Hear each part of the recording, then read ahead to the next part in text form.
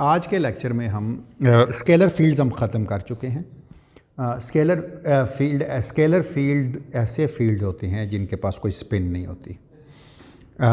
Spin zero जो fields हैं उनको हमने स्केलर फील्ड्स कहा था। हमने कहा था कि जब हम फील्ड्स को क्वांटाइज करते हैं तो जो उनकी एक्साइटेशंस हैं वो पार्टिकल्स बनाती हैं, और जो स्केलर फील्ड था उसको हमने ये साबित किया था स्केलर फील्ड से कि वो जो इक्वेशन है जिसका वो सॉल्यूशन होता है वो एक क्वाड्रेटिक इक्वेशन है जिसको हम क्राइन-गॉर्डन इक्वेशन कहते हैं। चूँकि ये वो सेकंड ऑर्डर डिफरेंशियल इक्वेशन थी तो हमने कहा था कि उसके दो सॉल्यूशंस हैं। जो दो सॉल्यूशंस हैं उसकी ये खूबी थी कि आपके पास आपने उसके जो ऑक्सिलरी कोएफिशिएंट्स थे उनको आपने ऑपरेटर बनाया था, उन ऑपरेटर्स को मोमेंटम का फंक्शन बनाया था, मोमेंटम स्पेस पे इंटीग्रेट किया था, तो आपके पास पोजीशन स्पेस के फील्ड्स आ गए थे। इसलिए कहा जाता था fields are local at a single space time point you have an infinite possibilities of the momentum. इसलिए आपने मोमेंटम पे इंटीग्रेट किया था ज़ीरो से लेकर इन्फिनिटी तक।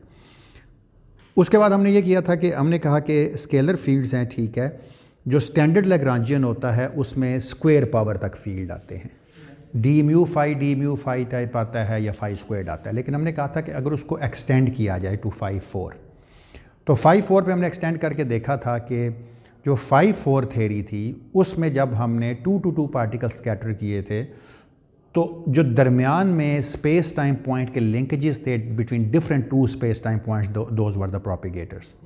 और हमने कहा था जो प्रोपिगेटर्स हैं वो ग्रीन्स फंक्शन होते हैं, और हमने साबित किया था कि जो क्लाइन-गॉर्डन इक्वेशन के जो ग्रीन्स फंक्शन था हमने फाइंड आउट किया था पोजीशन स्पेस में भी और मोमेंटम स्पेस में भी। उसके बाद हमने ये कहा था कि अगर आप 5-4 थ्योरी में 2-2 पार्टिकल स्कैटरिंग कैलकुलेट करते हैं तो आप देखते हैं कि एक से ज़्यादा चीज़ें जो आप प्रोपिगेट कर सकती थी। तो हमने कहा था कि ये लूप डायाग्राम्स है, और लूप का मोमेंटम नॉर्मसली लार्ज हो सकता है। Loop momentums can be 0 to infinite any momentum होता है, क्योंकि वो क्लोज लूप का मोमेंटम होता है, और वो वर्चुअल पार्टिकल्स होते हैं जो मोमेंटम में होते हैं, लूप में होते हैं। उसके बाद आपने लूप इंटीग्रेशन सीखी थी।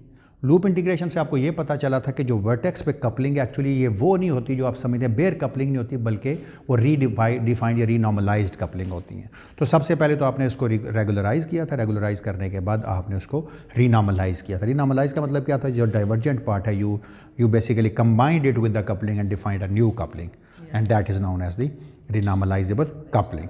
तो ये हम अभी तक कर चुके हैं। क्लाइन-गॉर्डन इक्वेशंस परफेक्टली फाइन, कोई इशू नहीं है। आज मैं जिक्र करूंगा कि क्लाइन-गॉर्डन इक्वेशन में एक इशू भी है, और मैं आज उसका जिक्र करूंगा कि वो इशू एग्जैक्टली है क्या। ठीक है, तो अगर यहाँ तक कोई क्वेश्चन है किसी का तो मुझसे पूछ ले, जो पिछला पड़ा हो उसके बारे में, कोई जनरल कमेंट हो, कोई चीज़ हो।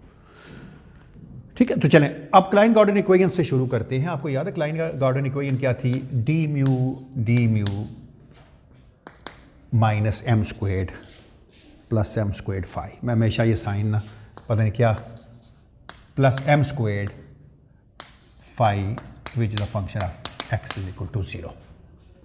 ये थी क्लाइन-गॉर्डन इक्वेशन। और अगर मैं इसको खोलता था तो आपको पता है हमने एच बार और सी इन दोनों को 1 कहा हुआ था।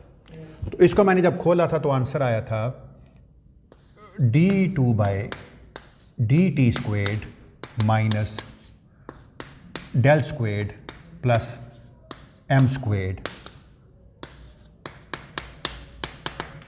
Phi of x is equal to 0।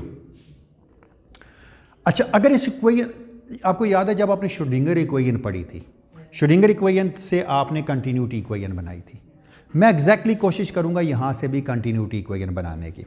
मैं इस तरह करता हूं, इस इक्वेशन को 5 स्टार से ज़रब देता हूं इस तरफ से, 5 स्टार ऑफ एक्स से। मैंने खुद ज़रब दी है इस इक्वेशन को 5 स्टार से लेफ्ट पे। इसको मैं अपनी इक्वेशन को कह देता हूँ, let's call this as equation 1। अच्छा, अगर ये इक्वेशन स्केलर फील्ड के लिए होल्ड कर रही है, फाई के लिए, क्योंकि फाई एक कॉम्प्लेक्स फील्ड था, तो अभी मैं नहीं कह रहा क्वांटाइज्ड फील्ड है, क्वांटाइजेशन मैं नहीं ला रहा अभी तक। मैं कहता हूँ कि ये इसके लिए भी तो होल्ड करेगी ना, सो ये भी उतना ही ठीक है जितना ये है, d2 by dt squared minus del squared plus m squared.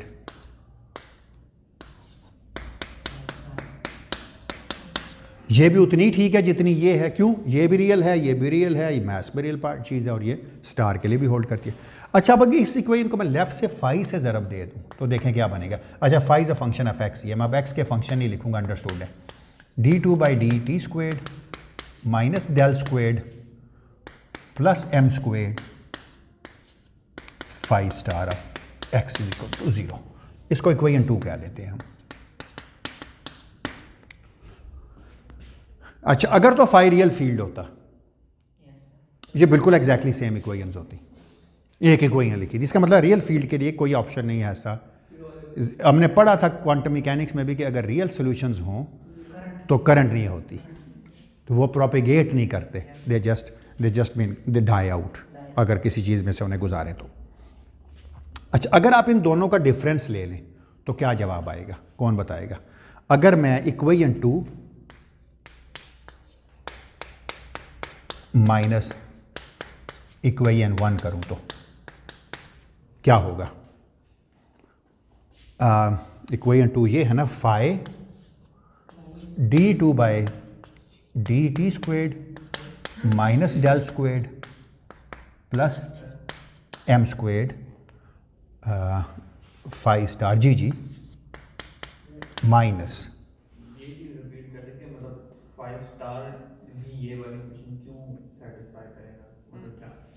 इसलिए कि ये रियल चीज़ है ना।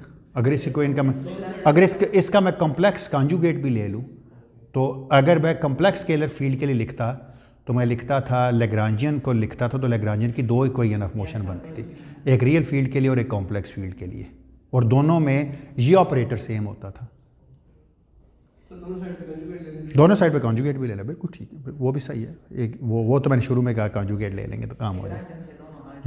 2 इक्वेशन ऑफ मोशन थी, इसीलिए फाई के करस्पॉन्डिंग पाई स्टार होता था और पाई के करस्पॉन्डिंग फाई स्टार के करस्पॉन्डिंग पाई होता था कॉन्जुगेट मोमेंटम। माइनस अब क्या करूँ, ठीक है सही।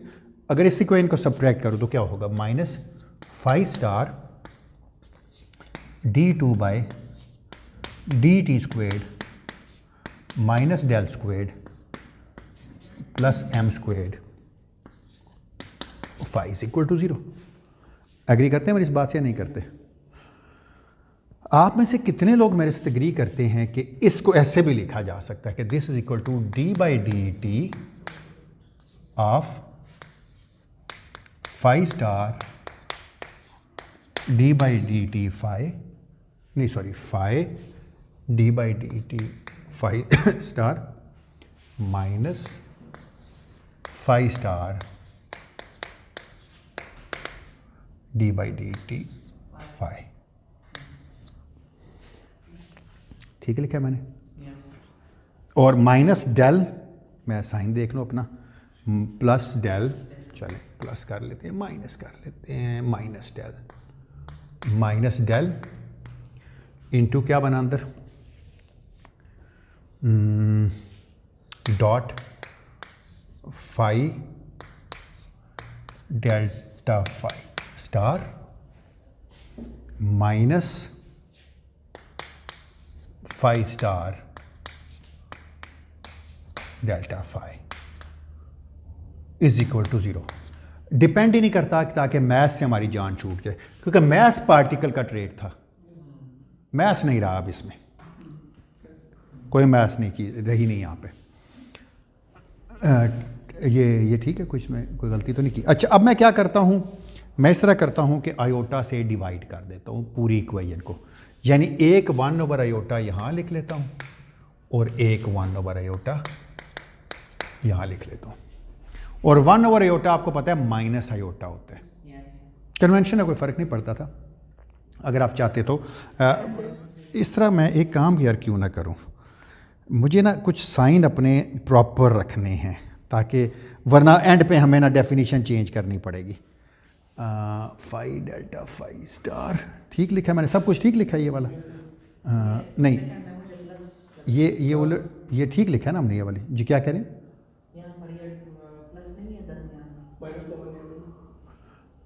मैंने माइनस कामन लिया हुआ है ना, माइनस कामन है ना, चले कोई बात नहीं, खैर नो प्रॉब्लम, छोड़े नो प्रॉब्लम। क्या आ गया जी? d/dt अच्छा, इसको मैं अगर ऊपर ले जाऊं तो ये माइनस आयोटा बन जाएगा ना। मैं लिख लेता हूं इसको, कोई बात नहीं। माइनस आयोटा मैं ख़त्म करता हूं और लिखता हूं iota 5 star D by D T 5, minus sign में अंदर ले जाऊंगा फिर, -5 d by D T 5 star. ठीक लिखा मैंने? कुछ गलत तो नहीं किया भाई? कुछ गलत तो नहीं किया ना? अच्छा, इस तरह करता हूं मैं, इससे भी माइनस कॉमन ले लेता हूं, +1 ओवर आयोटा डेल डॉट, ताकि वही तरतीब हो जाए, 5 star del 5 -5 del 5 star is equal to 0।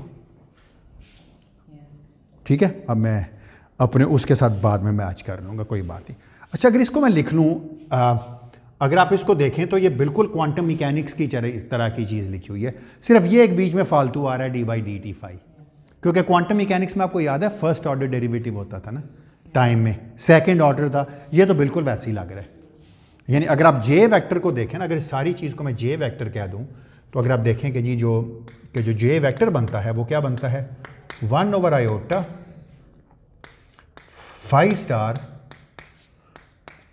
Delta 5 -5। ये मैंने जब कोर्स शुरू किया था ना क्वांटम मैकेनिक्स को रिवाइज कराना, तो मैंने वहाँ पर आपको ये चीज़ बना के दी थी जे, पुराना अगर लेक्चर देखें तो बिल्कुल अगर ये वैसी बन रही है, कोई चीज़ है जो डाइवर्ज कर रही है, तो इसका मतलब है कोई चीज़ ऐसी भी होगी जो वॉल्यूम पे डिपेंड कर रही होगी। तो let's call this as a rho is defined as, so इसको डेफिनेशन बना लेते, 3 लाइन है। Rho is iota 5 star D by D T 5 -5 T by D T 5 star. Agree करते हैं इस बात से भी ना? तो ये बिल्कुल वही इक्वेशन बन गई जो कंटिन्यूटी इक्वेशन है, d rho by D t plus del dot j is equal to 0। इसको हमने कॉन्सिक्वेंस कहा था कि अगर ये चार्ज डेंस होता तो अगर इंटीग्रेट करते तो टोटल चार्ज उतनी होता जितना current flow out of the area थी। एक में वॉल्यूम आता था, एक में एरिया की इंटीग्रेशन हो जाती थी। अच्छा, ये ठीक है, मैंने कोई गलती तो नहीं की लिखने में यहाँ तक? कंटिन्यूटी इक्वेशन बन गई। इसका मतलब है जो भी ये प्लेन वेव सॉल्यूशंस होते हैं, एंड ऑफ द डे उनके करस्पॉन्डिंग आप कोई चीज़ प्रोपेगेट कर रही है तो उसके अगेंस्ट कंटिन्यूटी इक्वेशन लिखी जा सकती है। बट हमें यह पता है कि फाई ऑफ एक्स किस किस्म का है, वो तो है e to the power plus minus iota p x. इस तरह का है ना। कोई एक सॉल्यूशन ले लें, लेट्स टेक प्लस, जो मर्जी साइन ले लें, let's take phi of x is like e to the power iota p dot x. कोई फर्क नहीं पड़ता, माइनस वाला लें, लेकिन है दोनों सॉल्यूशंस। क्यों दोनों हैं? एक e to the power iota p x के साथ आता है, एक e to the power minus iota p dot x के साथ आता है। अगर आप उससे रो कैलकुलेट करें तो क्या आता है? पहले रो कैलकुलेट करके देख लेते हैं। Rho is equal to iota 5 star e to the power minus iota p dot x d by D t of 5, ये आ गया e to the power iota p dot x, और क्या आंसर आ गया यहाँ पर? आयोटा ई आ गया, क्योंकि पी डॉट एक्स का आपको पता है ना, ये वाली चीज़ जो थी, ये पी डॉट एक्स का मतलब है e t minus p dot x. अच्छा, अब अगर इसको कैलकुलेट करेंगे, -5 minus e to the power iota p dot x e to the power minus iota p dot x minus iota A. Agree करते हैं इस बात से भी? अच्छा, अगर आप देखें तो ये तो 1 हो गया, ये भी 1 हो गया, ये भी 1 के बराबर है, ये भी 1 के बराबर है, दोनों मिलके iota e plus iota e. So this becomes 2 iota e. So rho is equal to, अच्छा एक काम क्यों ना करूं यार मैं, हैं? पता है मैं चाहता हूं साइन कम से कम इसका ठीक रहे, मैं ये साइन चूज कर लेता हूं, और कोई वजह नहीं थी, ताकि ये प्लस हो जाएगा, ये माइनस, ये प्लस, साइन स्विच कर, ताकि किसी तरीके से ना -2 आयोटा ही बने, ताकि ये आयोटा से जान छूट जाए बाहर से, कोई फ़र्क नहीं। उनको चेंज कर देते तब भी एक ही बात है, आपकी अपनी चॉइस है। तो मैंने कहा कि मेरे पास चूँकि दोनों ऑप्शन है तो मैं ये सोल्यूशन रख लेता हूँ। तो आंसर क्या आ गया, आयोटा इंटू -2 आयो, वरना खाम खा बीच में से एक ई आ जाना था, एक माइनस साइन खाम खा लगा होना था, which is equal to 2e। बिल्कुल ठीक है, परफेक्ट है। ये चीज़ ये बता रही है कि अगर आप रो कैलकुलेट करते हैं और फील्ड कॉम्प्लेक्स हो तो जवाब ज़ीरो नहीं होगा, कोई ना कोई एनर्जी कैरी होगी, ठीक है ना। लेकिन अगर आप इसी को इस इक्वेशन में रखें तो क्या आता है, क्योंकि इसी इक्वेशन का सोल्यूशन था ना। सो फ्रॉम क्लाइंट-गॉर्डन इक्वेशन,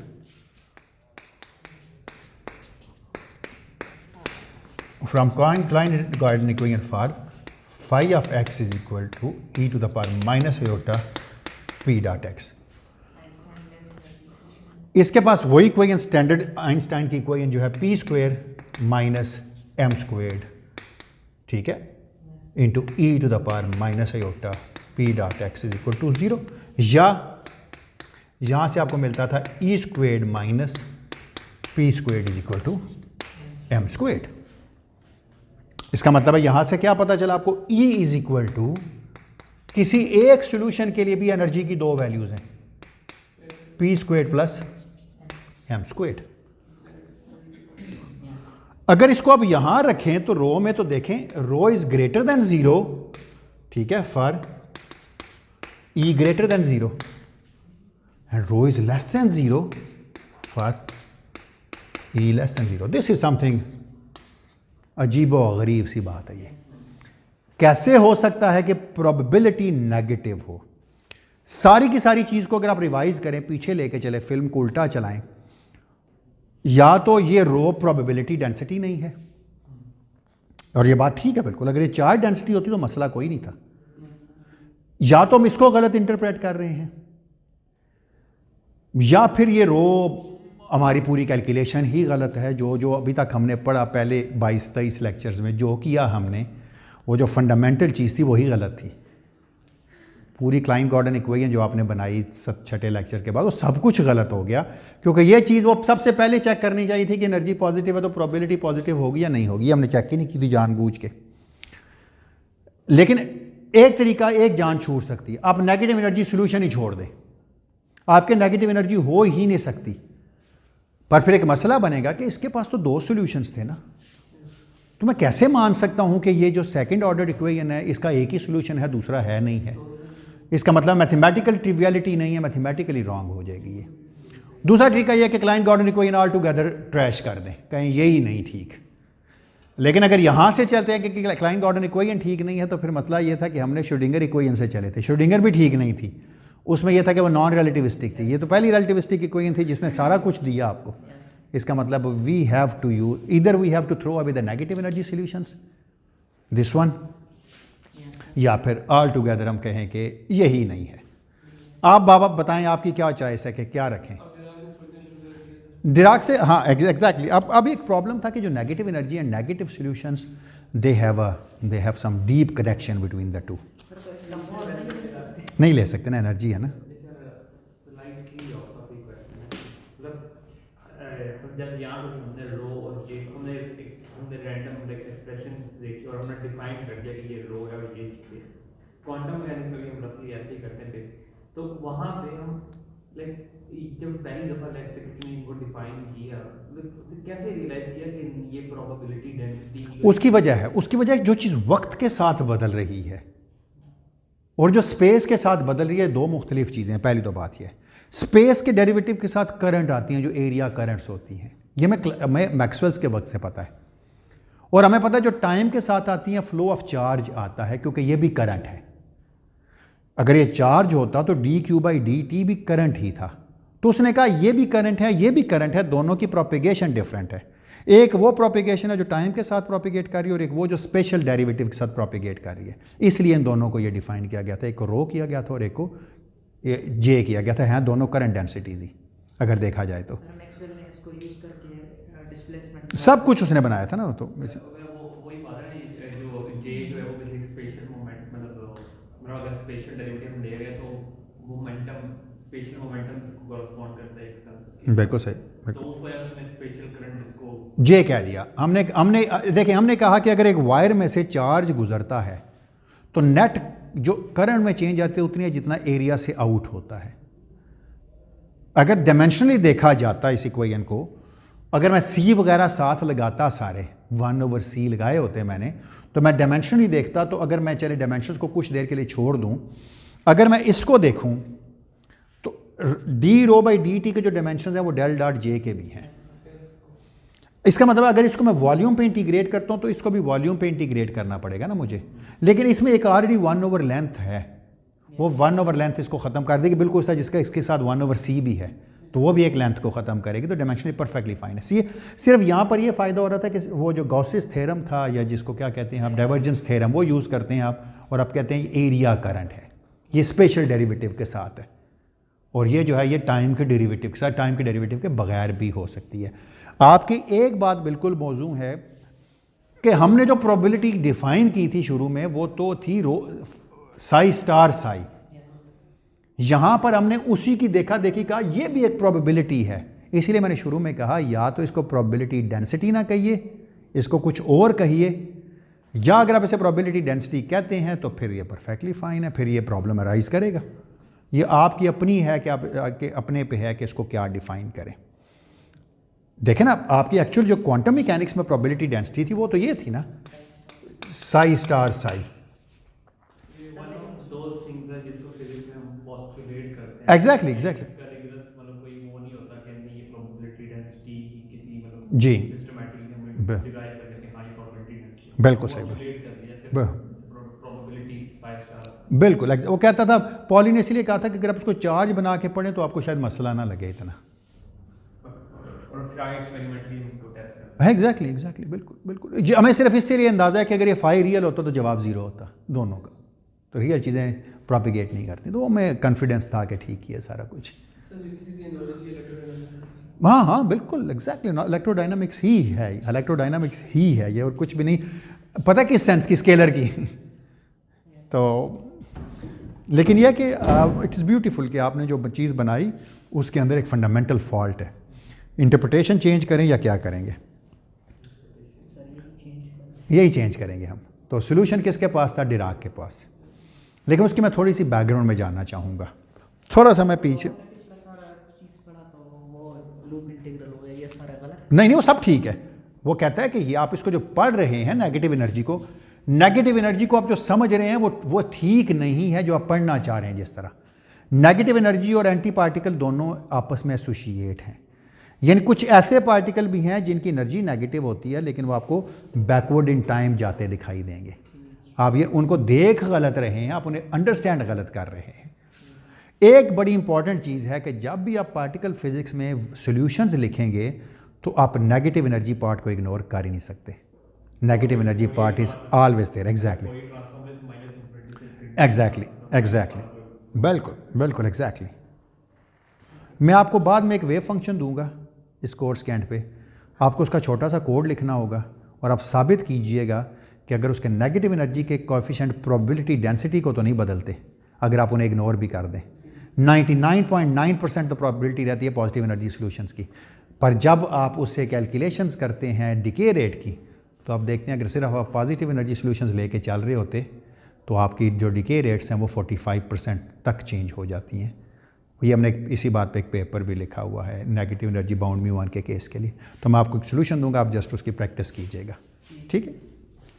तो यहाँ तक अभी तक कोई नेचुरली सारा कुछ निकल गया। बेशक हम गलत हो रहे हैं, लेकिन हमारी गलती का ताल्लुक इस बात से नहीं है कि हमने शुरू से गलत सोचा। हमने तो जो मसले आते गए हल करते गए ना, स्टेप बाय स्टेप मसले हल हुए सारे। ये भी हल हो जाएगा, कोई बात नहीं। सबसे पहला क्वेश्चन आपको ये कर लेना चाहिए था कि भाई ऐसी क्या वजह है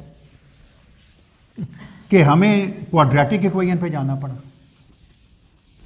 आपने याद है शुरू में मैंने जानबूझ के एक लफ्ज़ बोला था, अगर पुराना लेक्चर आप देख लें जाके, मैंने कहा था कि श्रोडिंगर इक्वेशन एक नॉन रिलेटिविस्टिक इक्वेशन है क्योंकि स्पेस और टाइम के डेरिवेटिव बराबर नहीं है। तो हमने कहा कि हम स्पेस का तो कम कर नहीं सकते, टाइम के बढ़ा लेते हैं। मैंने कहा था स्क्वायर ले लेते हैं, स्क्वायर लेने से हमारा मसला हल हो जाएगा। मैंने ये क्यों नहीं सोचा था कि स्पेस को एक कर लूँ, है ना, अंडर रूट से एग्जैक्टली। मैंने ऐसा क्यों नहीं सोचा था कि भाई उसको एक काम कर लूँ। नहीं, उससे पहले मैक्सवेल ने, यही तो हम एक चीज़ गलत मैं वही कह रहा था कि हम एक चीज़ बहुत देर से देखते हैं। डिराक के पास एक मोटिवेशन थी कि ये आप गलत समझ रहे हैं कि रिलेटिविस्टिक इक्वेशन सिर्फ सेकंड ऑर्डर होंगी। Maxwell's equations are all relativistic and they are all first order differential equations. अगर फर्स्ट ऑर्डर डिफरेंशियल इक्वेशन होती तो एनर्जी की 2 वैल्यूज़ ना होती, एनर्जी की 2 वैल्यूज़ ना होती तो मेरे लिए ये मसला भी ना होता। इसका मतलब motivated by the Maxwell's equations, ठीक है। डिराक ने कहा कि इसके लिए एक लीनियर इक्वेशन लिखने की कोशिश करते हैं दैट, और उस इक्वेशन ने जो कमाल किए थे ना, आज मैं वो इक्वेशन डिराइव कर देता हूँ लेक्चर में। इसके जो कमालात हैं वो मैं सोच रहा था कि मैं आपको नेचुरली बताऊंगा कि इसने क्या कमाल किया, और उनमें से 1-2 आपको निकाल के भी दिखाऊंगा कि वाकई इस इक्वेशन से वो कमाल होते हैं, इस इक्वेशन से। तो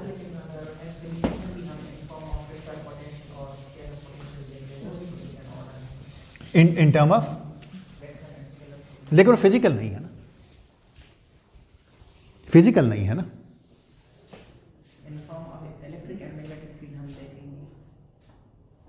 इलेक्ट्रिक और मैग्नेटिक फील्ड तो फिजिकल है, बाकी ए और फाई तो नहीं है ना। क्वांटम मैकेनिक्स में सारी उन्हीं की खूबसूरती है, लेकिन क्लासिकल इलेक्ट्रोडायनामिक्स में तो नहीं है ना।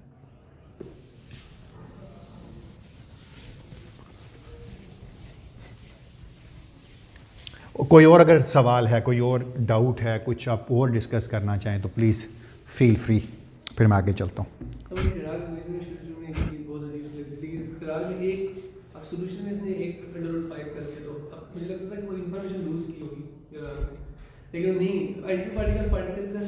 एग्जैक्टली एक ही सोल्यूशन है, लेकिन आपने फर्स्ट ऑर्डर इक्वेशन से, क्योंकि फिजिकली जब आपने कोई चीज़ बनानी है तो उसमें मैट्रिसेस ख़त्म करने थे। आपने जो सॉल्यूशंस बनाए थे, आपके पास 2 ही सॉल्यूशंस बनने थे, क्योंकि जब स्क्वायर किया था उस इक्वेशन को तो वापस आपके पास क्लाइन गॉर्डन इक्वेशन ही बनी थी। कुछ भी फर्क नहीं पड़ा था। आप एक को एक कहते थे, एक को पॉजिटिव एनर्जी कहा तो दूसरा ऑटोमेटिकली नेगेटिव एनर्जी हो गया था। ये मैं आऊँगा, इस पूरी चीज़ें निकाल के दिखाऊँगा आपको अगले लेक्चर्स में। अच्छा, लेकिन अगर हमें याद हो तो हमें यूक्लिडियन ज्योमेट्री से भी ये बात पता थी, जो उसके एक्सियम्स थे।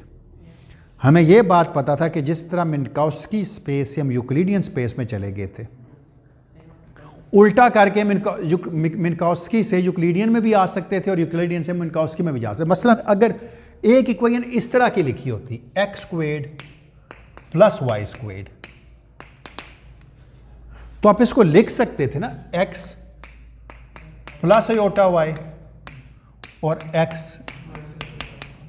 इसका मतलब है अगर आप एक कॉम्प्लेक्स प्लेन में चले जाते तो आपके मसले हल हो जाते। क्यों मसले हल हो जाते हैं? क्योंकि आपके पास लीनियर इक्वेशन बन जाती। इसका मतलब है कोई भी क्वाड्रेटिक इक्वेशन अगर है तो मैं उसको लीनियर इक्वेशन लिख सकता हूं किसी कॉम्प्लेक्स चीज़ में जाके। अब मैं इस चीज़ के लिए कोशिश करूंगा कि मैं इसको लिखूं, लेकिन उससे पहले मैं आपको एक चीज़ बताऊं। आपको याद है ये इक्वेशन इसी तरह की है ना, बॉक्स प्लस m²। तो इसको भी मैं लिख सकता था ना, √बॉक्स + i/y √बॉक्स - i/m या +m, ठीक लिख सकता था मैं। लेकिन अंडर डेरिवेटिव्स का अजीब सा लगता है, हम कोशिश करते हैं सब कुछ ऑल टुगेदर चेंज कर लें। आपको याद है श्रोडिंगर इक्वेशन क्या थी? अब मैं पूरी आपको बता रहा हूं जिस तरह ये चीजें लिखी गई थी।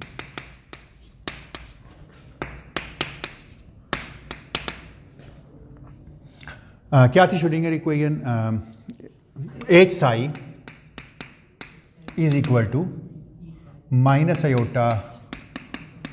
d/dt psi। श्रोडिंगर इक्वेशन तो यही है ना, ई साई तो एक आइगन वैल्यू इक्वेशन है ना, सही इक्वेशन तो यही वाली है एग्जैक्टली। अच्छा, आप एक चीज़ नोट करें क्वांटम मैकेनिक्स से, मैं पहले ये करूं फिर बताऊंगा कि ये कोई नई बात नहीं थी अगर आपको थोड़ा सा पहले से कोई चीज़ें पता हों तो। अगर ये हैमिल्टोनियन आपकी डेफिनेशन थी ना, चलो मैं पहले बताया तो आपको पता है एक फ्री पार्टिकल के लिए हैमिल्टोनियन क्या था। So for free particle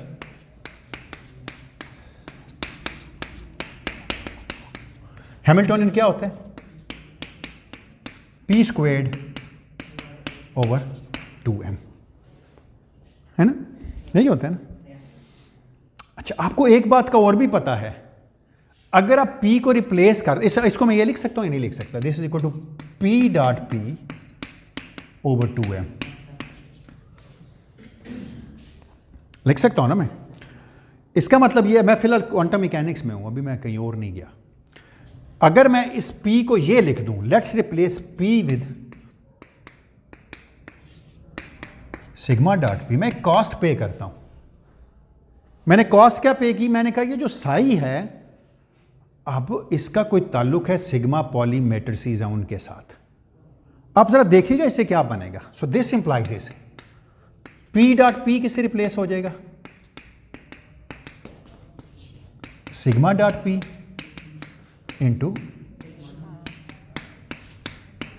sigma dot P। लिख सकता हूं ना मैं, कोई हर्ज तो नहीं लिखने का। सिग्माज आर पॉली मैट्रिसेस। अच्छा, सिग्मा डॉट P को मैं ऐसे लिख सकता, सिग्मा आई पी आई और सिग्मा जे पी जे, कोई हर्ज नहीं है लिखने में। इसको मैं ऐसे भी लिख सकता हूं ना कि this is equal to sigma i sigma j p i p j. पर सिग्मा आई सिग्मा जे को भी आप लिख सकते हैं। आपने दो आइडेंटिटीज पढ़ी हुई है सिग्मा की, एक आपने ये पढ़ा हुआ है कि sigma i sigma j plus sigma j sigma eyes 2 times delta i J, sigma 1 चुके, हाँ 2 होगा। और एक आपने ये पढ़ी हुई है कि sigma i sigma j minus sigma j sigma i is equal to 2 iota epsilon i j k sigma के। अलजबरा क्लोज्ड है, ली अलजबरा है, क्लोज्ड है, कोई भी चीज़ लिखते हैं तो उसे अलजबरा के अंदर से आती है, सिर्फ और सिर्फ सिमेट्रिक एंटी सिमेट्रिक कोएफिशिएंट्स के साथ।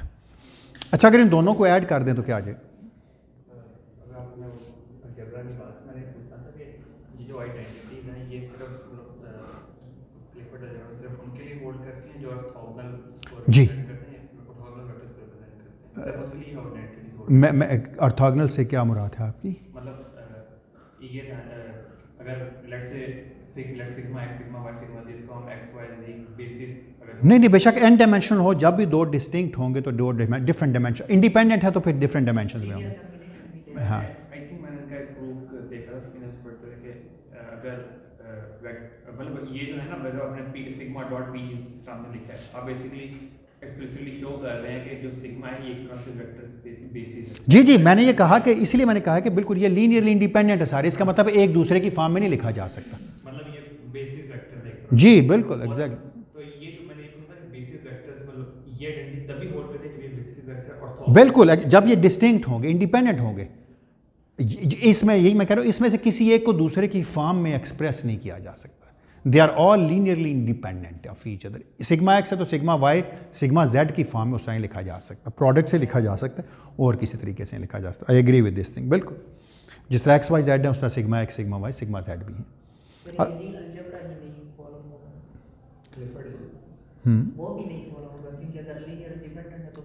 लिख नहीं सकेंगे, ये आइडेंटिटी प्रूफ ही नहीं कर सकते। आप एक को दूसरे की फॉर्म में एक्सप्रेस कर सकते हैं, वो लीनियरली इंडिपेंडेंट होना ज़रूरी है उनका ना। अच्छा, इन दोनों को अगर आप ऐड करें तो क्या आएगा, कौन बताएगा? Sigma i sigma j is equal to delta i j plus iota epsilon i j k sigma के। फिर जी एप्सिलॉन जो है ये लेवी-चुइटा टेंसर्स हैं। अच्छा, अब अगर इसके साथ आप कॉन्ट्रैक्ट करें इसको sigma i sigma j p i p j को, तो क्या जवाब आएगा? ये आ जाएगा p i p j delta i j plus iota epsilon i j k p i p j sigma k. ये तो लिखा हुआ है पी स्क्वायर्ड, ये क्या लिखा हुआ है? ये तो आई और जे में एंटी सिमेट्रिक है, यानी इसको मैं ऐसे भी लिख सकता हूं प्लस आयोटा एप्सिलॉन। आई को मैं जे कहूं, जे को मैं आई कहूं, हर जगह पे के सिग्मा के। मैंने क्या किया, आई को जे कहा तो मैं हर आई को जे कह देता हूं और हर जे को मैं आई कह देता हूँ, पर इसका तो कोई मसला नहीं आई और जे को आगे पीछे करने से। लेकिन इसका मसला है, इसमें मैं अगर आगे आई और जे को आगे पीछे करूं तो ये बन जाएगा minus iota epsilon i j के, ठीक है, P J p i p जे। तो ये चीज़ अपने ही माइनस के बराबर है। अगर कोई चीज़ अपने ही माइनस के बराबर हो तो वो सिर्फ एक ही खूबसूरती है, वो कुछ भी नहीं होता। इसका मतलब है कि जो आपने ये सिग्मा को शामिल किया, इसके बावजूद जो आपका हैमिल्टोनियन है H is equal to sigma dot p into sigma dot p over 2m is equal to p squared over 2m। एक तो आपको ये लगा कि स्क्वेयर करने से तो मेरा मसला कोई प्रॉब्लम नहीं हुआ मुझे, पर इसका एक बड़ा फ़ायदा हुआ आपको। जो पहले आपके साई जो थे, जो आपके ऑर्डिनरी वेव फंक्शंस थे, अब वो मैट्रिसेस बन गए हैं। क्योंकि अब अगर इसको यहाँ साई में लगाएंगे तो इसका मतलब है अगर कोई चीज़ सिग्मा डॉट पी की आइगन फंक्शन है, दूसरी दफ़ा फिर सिग्मा डॉट पी की आइगन फंक्शन होगी तो राइट और साइड लेफ्ट साइड पे एक जैसी रहेगी ना। अब हमें ये पता चला कि ये कि तो 2x2 के मैट्रिसेस हैं, इसका मतलब है हमारा जो साई है यहाँ पर वो भी एक कॉलम मैट्रिक्स होना चाहिए 2x1 का, 2x1 का, तभी आंसर एक सिंगल आएगा। तो इसका मतलब ये है कि आपने स्पिन शामिल की at the cost of making this Sai a matrix. This was done by poly ने किया हुआ था पहले से।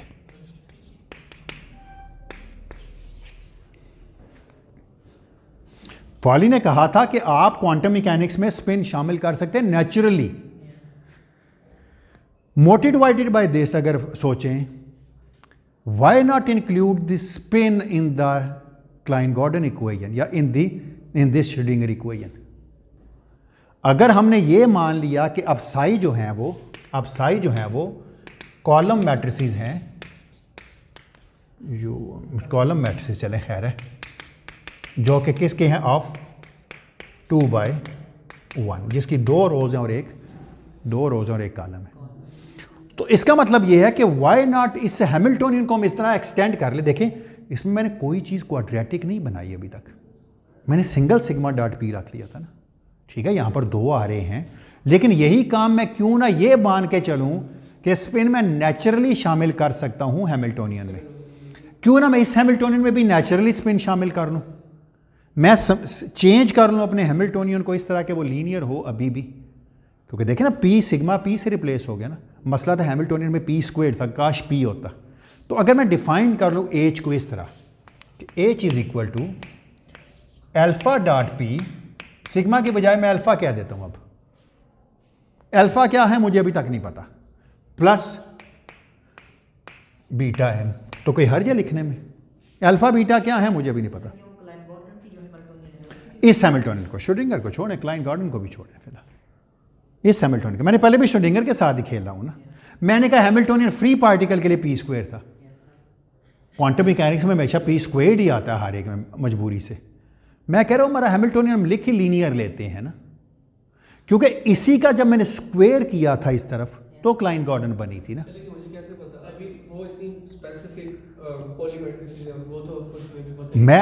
मैं इसी चीज को इंट्यूट करूंगा, इसी चीज के इंट्यूटिव चीज से चलूंगा, आप देखिएगा। हाँ एग्जैक्टली, क्यों, वो फील्ड की इक्वेशन नहीं है ना, पार्टिकल की इक्वेशन है, ये तो फील्ड की इक्वेशन है ना। अब मैथ्स को जीरो पुट करेंगे तो अल्फा डॉट पी आ जाएगा, अल्फा पॉली मैट्रिसेस बना लें, क्या फर्क पड़ता है। सर लेकिन अगर अल्फा पॉली मैट्रिक्स बन गई तो फिर तो ये जो पी स्क्वायर वाई टर्म है ये तो फिर नहीं आएगी ना, क्योंकि लीनियर है। फिर तो सिग्मा डॉट पी तो मैं अपना हैमिल्टोनियन तो नया डिफाइन कर रहा हूँ ना। मैं तो नहीं कह रहा कि ये हैमिल्टोनियन और ये हैमिल्टोनियन एक है, ये तो मैं कतई नहीं कह रहा। मैं कह रहा हूँ मैं हैमिल्टोनियन ही नया लीनियर हैमिल्टोनियन डिफाइन कर रहा हूँ। मैंने डिफाइन ही हैमिल्टोनियन लीनियर कर लिया ना।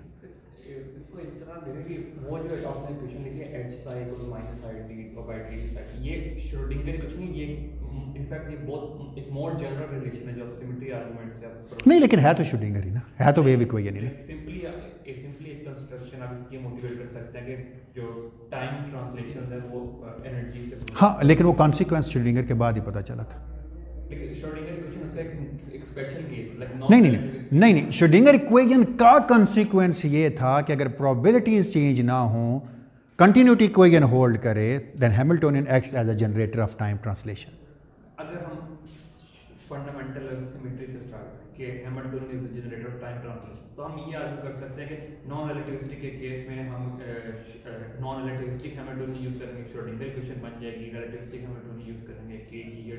हाँ, ये मैं कह रहा हूँ, तो फंडामेंटली हम वहां से शुरू कर सकते हैं कि सिंपली सिर्फ इस आर्गुमेंट से कि वो जो इक्वेशन है ना एक्स आई इक्वल माइनस है, वो सिर्फ ये बता रही है कि Hamiltonian is the generator of time translation. नहीं, 1925 से पहले तो भी मैथमेटिक्स को पता था, क्यों नहीं लिखी थी उन्होंने, अनसर्टेनिटी से आई थी। नहीं, आज जब हमें पता है ना, लेकिन कॉन्सिक्वेंस ये था कि अनसर्टेनिटी प्रिंसिपल ने हमें बताया था कि एक्स और पी कॉन्जुगेट हैं तो ई और टी भी कॉन्जुगेट हैं। उस ई और टी की कॉन्जुगेट होने की वजह से हमने एच साई और ई साई लिखा। आज हमें ये बात पता है कि जी Hamiltonian is a generator of time translation. हालांकि हाइजेनबर्ग को पता था एनर्जी और टाइम आते हैं, पर फिर भी वो इक्वेशन नहीं लिख सकता, मैट्रिक्स से काम करता रहा। तो मैं ये कह रहा हूँ कि मैं आपकी इस बात से पूरी तरह कन्विंस्ड हूँ कि जी हैमिल्टोनियन जो है वो जनरेटर है टाइम ट्रांसलेशन का। मैं पूरी तरह एग्री करता हूँ इस बात से, में हम देख सकते हैं, बिल्कुल एग्जैक्टली। लेकिन एक बहुत बड़ा प्रॉब्लम है, अभी आप जिसको भूल रहे हैं, p squared is invariant everywhere, पर p vector is not invariant. Sir लेकिन वो पी स्क्वायर नहीं है ना, ये तो वेक्टर पी स्क्वायर है। तो इनवेरिएंट है ना, क्लासिकली तो स्केलर है ना, क्लासिकली इसमें अल्फा डॉट पी इनवेरिएंट है, अकेला पी नहीं है, इसमें पी डॉट पी आता था। इसका मतलब है किसी तरीके से मैं इसको स्क्वायर करूंगा तो मैं वापस यहां पर पहुंचना चाहिए मुझे, लेकिन किस बात की कॉस्ट पे करनी चाहिए? स्पिनर्स डालने की, मैट्रिसेस डालने की, और यही कॉस्ट मैं पे करूंगा। अब यहां पर देखिएगा, आप मुझसे ये भी कह सकते थे कि भाई आप इस सिग्मा डॉट पी को ना गलत तरीके से, आप मुझे ये कह सकते हैं, गलत से सीखने के लिए ठीक है, गलत नहीं है। आप ये भी कह सकते हैं ना कि यार इसको आप लिख लो सिग्मा डॉट पी का स्क्वायर्ड, है ना। अब इसका अंडर रूट ले लो तो क्या बन गया? Sigma dot P. स्क्वायर लूंगा तो वापस वही बन जाएगा, तो खैर बन जाए ना, क्या फ़र्क पड़ता है। मेरा काम तो लीनियराइज करना था ना, तो मैंने वही किया। मैंने ऐसे लिखा है जैसे स्क्वायर रूट लिया तो फिर भी एनर्जी ही बनी, लेकिन उसको मैंने एनर्जी का गलत तरीके से सोचने में कोई हर्ज नहीं है। सोचिए ना, वो भी इसलिए कि डिराक अब लिख चुका है, उसने कैसे सोचा ये हमें नहीं पता। फिर डिराक का कमाल क्या, अभी मैं आपको डिराक का कमाल बताता हूँ कि क्या था। उसने पूरा मैथमेटिक्स खुद डेवलप किया, इसका पूरा अलजबरा डेवलप किया, वो मैं आता हूँ उसके ऊपर ना। इसमें तो कोई इतराज़ नहीं है कि मैं हैमिल्टोनियन मेरी चॉइस है। मैं सिस्टम को देखता हूँ, मैं सिस्टम का लैग्रांजियन लिख सकता हूँ। अगर मैं सिस्टम का लैग्रांजियन लिख सकता हूँ तो मैं सिस्टम का हैमिल्टोनियन भी लिख सकता हूँ। तो ये मैंने वही किया हुआ है, ठीक है। तो अब मैं क्या करता हूँ, इसको यहाँ पुट करता हूँ अल्फा डॉट पी, लेकिन थोड़ा सा चेंज करूँगा मैं आपको, alpha dot p plus beta m. देखिएगा अभी आप, अल्फा बीटा क्या है मुझे नहीं पता, अब मैं साई लिख देता हूँ फाई की बजाय, minus iota T by D t Sai. नहीं अभी किधर बनी है, अभी तो कोई नहीं बनी, अभी तो बहुत कुछ रहता है, अभी कहाँ बनी है।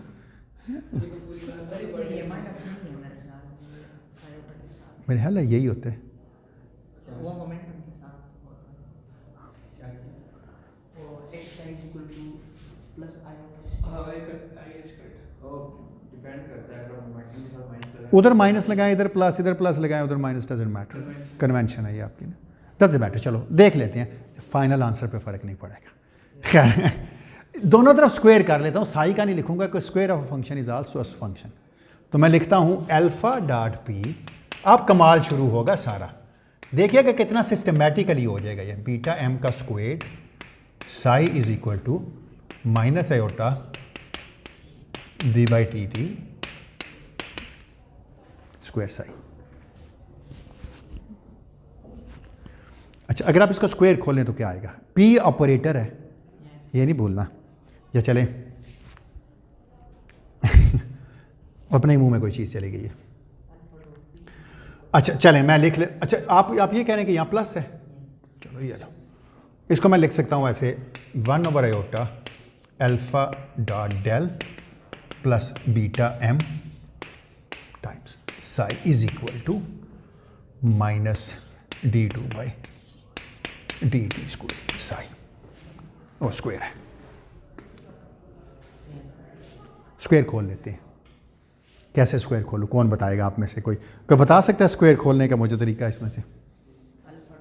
अच्छा चलें, minus alpha dot del into alpha dot del, फिर अल्फा आई जो है ना, ये बात याद रखिएगा, आई इज 1 2 3, ये हम 3 डायमेंशन में कर रहे हैं। 1 is for x, 2 is for y, 3 is for z हैं। हाँ निकलेंगे 4 ही, बिल्कुल से। ये स्क्वायर हो गया। अगली टर्म क्या आ गई? Minus alpha dot del beta m, मैं तरतीब वही रखता हूं, ये समझे 2 दफ़ा लिखा हुआ है, ये समझे 2 दफ़ा लिखा हुआ है ना स्क्वायर। मैं एक स्टेप और कर दूं ताकि कोई डाउट ना रह जाए। This is minus alpha dot del plus beta m into minus alpha, नहीं माइनस आयोटा है ना, minus iota alpha dot del plus beta m psi is equal to minus d2 by dt square psi. आप ठीक है ना, आप तो कोई हर्ज नहीं लिखने में।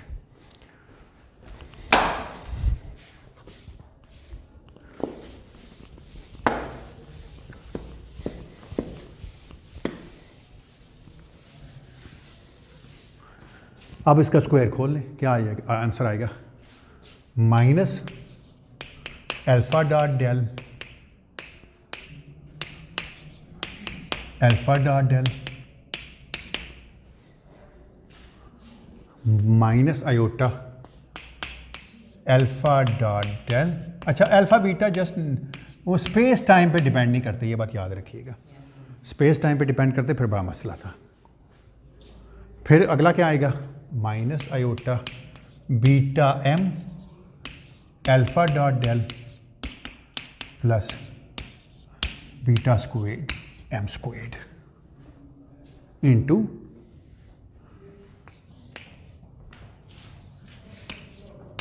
Sai is equal to minus d2 by dt square Sai.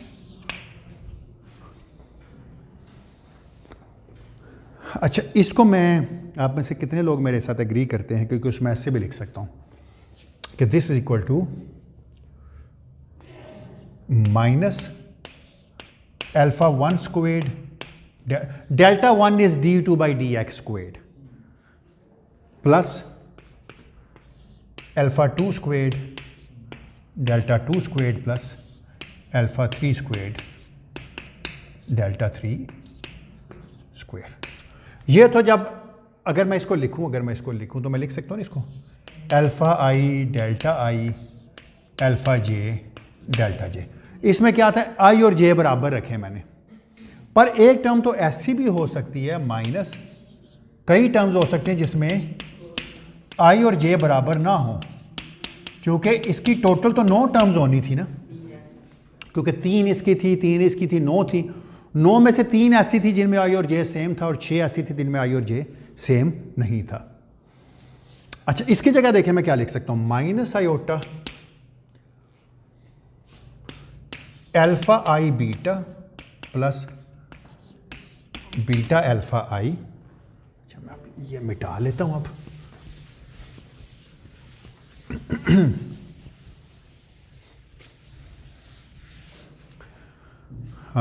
Delta आई, ठीक लिखा है, plus beta squared m squared. अच्छा, एक काम क्यों ना करूं, इसको भी उठा के इधर ही ले आऊं।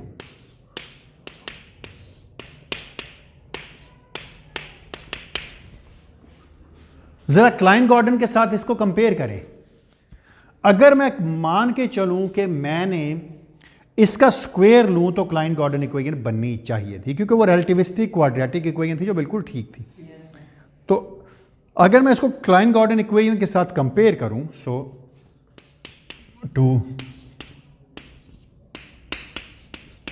कंपेयर विद, आखिरकार हमारी पहली इक्वेशन थी यार, क्लाइन-गॉर्डन इक्वेशन। एक बात यह है कि अच्छा मैं एक चीज़ यहाँ लिख दूँ, कुछ लोग जो मौजूद नहीं उनके लिए डेल्टा 1 का स्क्वायर का मतलब है d2 बाई dx², और y और 2 और 3 का मतलब है y और z। हाँ, एक हो सकता है इस इक्वेशन में कि alpha 1 squared is equal to alpha 2 squared is equal to alpha 3 squared, और ये सारे जो हैं ये 1 के बराबर हो, ये भी 1 हो, ये भी 1 हो, ये भी 1 हो। एक और भी है summation i not equal to j alpha i alpha j, this is equal to 0। और क्या चीज़ 0 है? Alpha i beta plus beta alpha i, ये भी 0 है, और बीटा स्क्वायर जो है वो 1 के बराबर है। कमाल हो गया। ये बात पता चल गई कि अल्फ़ा और बीटा नंबर्स नहीं हैं। कोई ऐसे नंबर्स नहीं हैं जिनको आगे पीछे करें तो जवाब 0 हो जाए। कोई ऐसे नंबर्स नहीं हैं जिनको आगे जिनमें जो दो उनके इंडिसेस बराबर ना हों तो जवाब 0 आ जाए, ऐसा नहीं। और वो स्क्वायर 1 भी आए उनका, फिर these are not numbers, simple is. और हमें पता है नंबर्स नहीं है।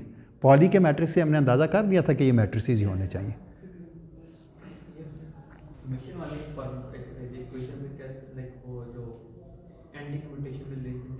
अभी बनाएंगे, सारे बनाएंगे बिठारे, हर चीज़ नेचुरली बनेगी। हम खुद से कुछ नहीं करेंगे, देखिएगा आप। अब देखिएगा तो सही थोड़ी देर ज़रा, इस बात से एग्री करते हो अभी तक या नहीं करते कि जो जितना अभी तक किया सब ठीक है? कि कंपेयर किया, क्लाइन-गॉर्डन इक्वेशन बनानी थी, क्लाइन-गॉर्डन इक्वेशन बनती थी बशर्ते कि ये कंडीशंस सेटिस्फाई हों। तो ये आपके पास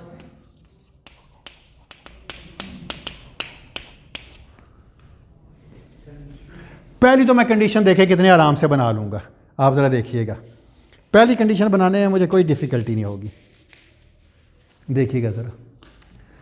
इस इक्वेशन से मैं बनाऊँगा। इस इक्वेशन को मैं ऐसे नहीं लिख सकता, alpha i alpha j plus alpha j alpha i is equal to 0 for i not equal. बन गई है कंडीशन, आराम सुकून से बन गई है। देखिए लिख सकता हूँ ना मैं।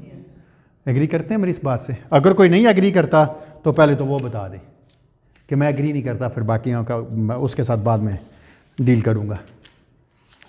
अगर यहाँ तक किसी का कोई क्वेश्चन है तो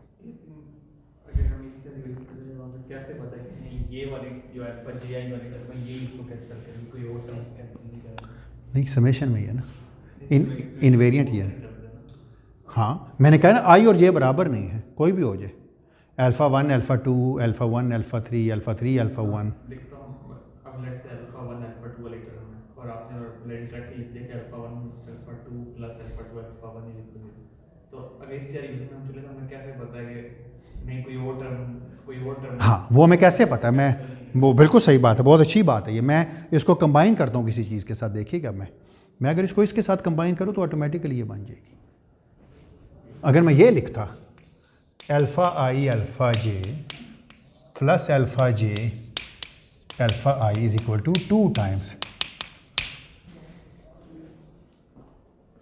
कोई मसला नहीं था मुझे। अब अगर i और j बराबर होते तो जवाब 1 आता, और i और j बराबर नहीं है तो इस समेशन में जवाब 0 ही आएगा, तो ऑटोमेटिकली सब कुछ सेटिस्फाई हो जाता है।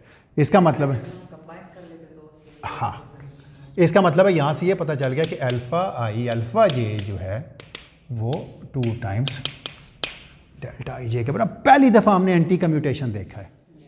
एक तो कॉस्ट हमने पे की एंटी कम्यूटेशंस की, कम्यूटेशन से हटे और एंटी कम्यूटेशंस में आ गए, कुदरती तौर पे आए, हादसाती तौर पे आए, जो भी आप कह लें इसके लफ्ज़, लेकिन जैसे भी आए बड़े सही तरीके से आए, कोई हमने हेरा फेरी नहीं की। दूसरी बात आप देखें, अल्फ़ा i, इसको देखें ज़रा, अल्फ़ा i प्लस बीटा, इसका मतलब है अल्फ़ा i और बीटा भी आपस में एंटी कम्यूट ही कर रहे हैं, ये भी कोई और काम नहीं कर रहे बेचारे, ठीक है। और बीटा स्क्वायर जो है वो 1 के बराबर है। तो ये जो जितनी आपकी कंडीशन थी ना, ये सारी कंडीशन 2 एंटी कम्यूटेशन और एक आइडेंटिटी में कन्वर्ट हो गई है, कोई और एक्स्ट्रा चीज़ नहीं आई इनमें। अब मैं इनको जरा जनरलाइज करता हूँ। इसका मतलब अल्फ़ा और बीटा मैट्रिसेस हैं। पहले मैं ये चेक करता हूँ कि किस किस्म के मैट्रिसेस हैं। पॉली मैट्रिसेस आपके जहन में है ना, मैंने अपने जहन में पॉली मैट्रिक्स ही रखा था। अगर m को 0 कर देता, अल्फा सिग्मा बन जाता, स्क्वायर किया होता मैंने, तो वापस श्रोडिंगर इक्वेशन पे होता। इसका मतलब है मैट्रिसेस, लेकिन किस किस्म के मैट्रिसेस हैं? ज़रा पहले इसको देखें, alpha i beta plus beta alpha आई, इसको देखें ज़रा। इसमें आप में से कितने लोग एग्री करते हैं? ऑफ कोर्स डिसएग्री करने की तो कोई बात ही नहीं है कि ये इसके बराबर है। अगर मैं इसको बाईं तरफ से बीटा से ज़रब दे दूं या कॉन्ट्रैक्ट कर दूं या मैट्रिक्स मल्टीप्लिकेशन कर दूं, तो इसका मतलब है beta alpha i beta is equal to minus beta squared alpha i. मैंने क्या किया? लेफ्ट साइड से बीटा से मल्टीप्लाई किया। बीटा स्क्वेयर किसके बराबर है? अब मैं ट्रेस ले लेता हूं दोनों तरफ। Trace beta alpha i beta is equal to minus, अच्छा ट्रेस के में माइनस बाहर आ जाता है, हमें कोई प्रॉब्लम नहीं है। अच्छा, लेकिन हमें यह बात पता है कि ट्रेस साइक्लिक करता है, कि ट्रेस ऑफ ए बी जो है और trace of particle physics B भी बीटा की तरह लिखते हैं ना, बी ए।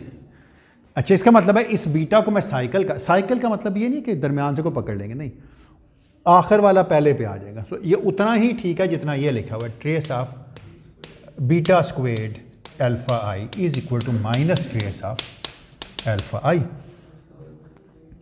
इसका मतलब ये हुआ कि 2 times trace of alpha is equal to 0। 2 तो किसी सूरत में 0 नहीं हो सकता, गिनती 1 पे ख़त्म हो जाती, तो इसका मतलब है ट्रेस ऑफ अल्फा आई 0 है। तो पहली तो बात यह है कि ये मैट्रिसेस ट्रेसलेस हैं। बड़ी खुशी हुई हमें ना, पॉली मैट्रिसेस भी ट्रेसलेस हैं, कोई प्रॉब्लम नहीं है हमें, बिल्कुल आस्ता आस्ता हम पॉली मैट्रिसेस के करीब जाते जा रहे हैं जो पॉली कर चुका था। ठीक है, एक और चीज़ भी है जो आपको और भी देखनी चाहिए, मैं समझता हूँ, वो ये है कि इन मैट्रिसेस का डिटर्मिनेंट क्या है, वो भी आपको देखना चाहिए वैसे।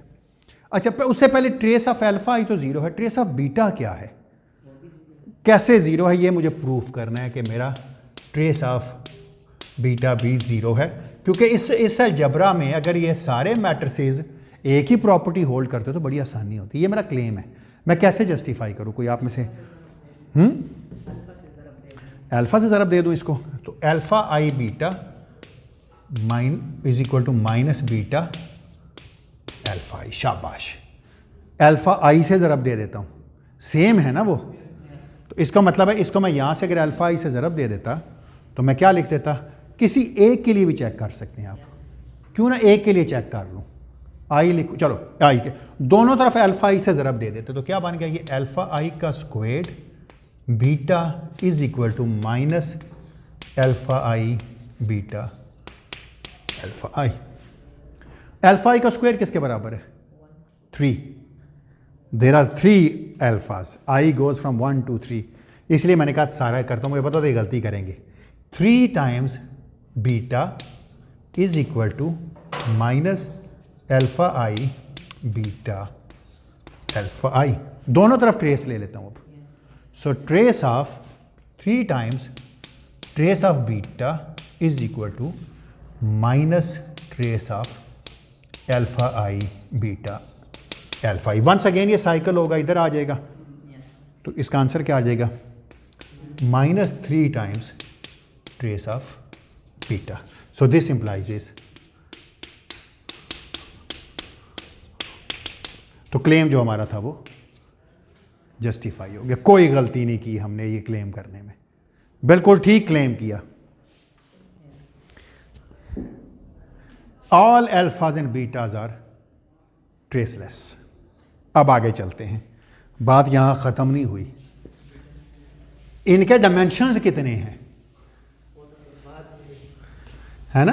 पॉलीस मैट्रिसेस 2x2 डायमेंशंस के हैं सारे हमारे पास। इनके भी देखते हैं कि ऐसा ना हो कहीं और डायमेंशंस बन जाए, एक 2 हो फिर -1 हो तो ट्रेसलेस हो जाएगा। फिर भी 3x3 मैट्रिक्स तो ट्रेसलेस हो सकते हैं ना, और देख लें बेशक, चले आपकी मर्जी है। मैं किसी एक मैट्रिक्स का डिटर्मिनेंट ले लेता हूँ, इसी को इनके साथ खेलते रहते हैं। अब अगर मैं लिखूँ determinant of alpha i beta is equal to determinant of minus beta alpha i, agree करते हैं मेरी इस बात से या नहीं करते? अच्छा, दो मैट्रिसेस का डिटर्मिनेंट लें ना अगर, तो उनके इंडिविजुअल डिटर्मिनेंट के प्रोडक्ट के बराबर है वो, मतलब determinant of A B is equal to determinant of A into determinant of B. तो इसका मतलब है ये बिल्कुल ऐसे लिखा हुआ है जिस तरह लिखा हुआ है डिटर्मिनेंट ऑफ अल्फा आई और डिटर्मिनेंट ऑफ बीटा। अच्छा, चूंकि ये -1 मैट्रिक्स के साथ मल्टीप्लाई हो रहा है तो इसका मतलब है हर एलिमेंट के साथ मल्टीप्लाई होता है ना। इसका मतलब अगर इसका मैं डिटर्मिनेंट लिखूं तो ये होगा -1 to the power n determinant of beta into determinant of, but determinants are numbers. Determinant of beta इधर और इधर ऑर्डर मैटर नहीं करता, तो ये नंबर्स ही हैं, ये सारे नंबर्स हैं। जो भी अल्फा इनमें आई 1 होता, 2 होता, 3 होता, एक वक्त में जो भी होता, जवाब तो सेम ही होता। इसका मतलब है 1 is equal to -1 to the power n। This implies is these are even dimension matrices। एक और मसला आपने हल कर दिया कि ये मैट्रिसेस तो हैं लेकिन ऐसे मैट्रिसेस नहीं है जिनकी कोई भी डायमेंशन हो सकती थी, नहीं इवन डायमेंशन हो सकते थे। ग्रेट।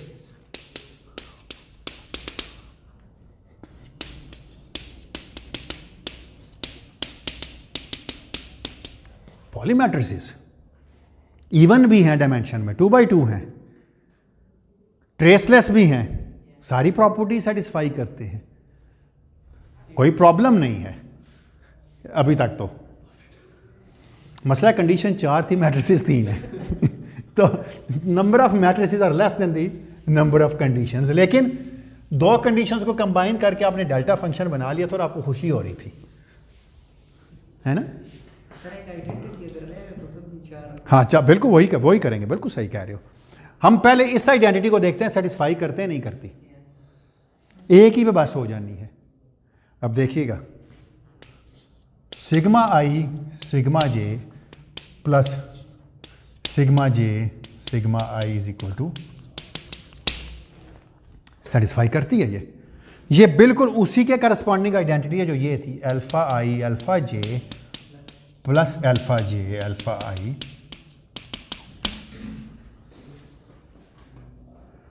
है ना, इसी के बराबर थी ना। परफेक्टली फाइन है, कोई इसमें ऐसा इशू नहीं है हमारे पास। इसका मतलब है 3 मैट्रिसेस तो पॉली हो सकते हैं। चौथा, जिस तरह आप कह रहे हैं आइडेंटिटी है, बिल्कुल ठीक है। अगर आइडेंटिटी मैट्रिक्स होता चौथा, आइडेंटिटी को मैं कोई नाम दे लेता हूं आए, अगर मैं कह दूं कि बीटा जो है वो आइडेंटिटी मैट्रिक्स है, चौथा तो बीटा ही रह गया था ना। इसका मतलब है alphas are the Pauli matrices, तो beta is an identity, 4 matrices हो गए ना। So alphas are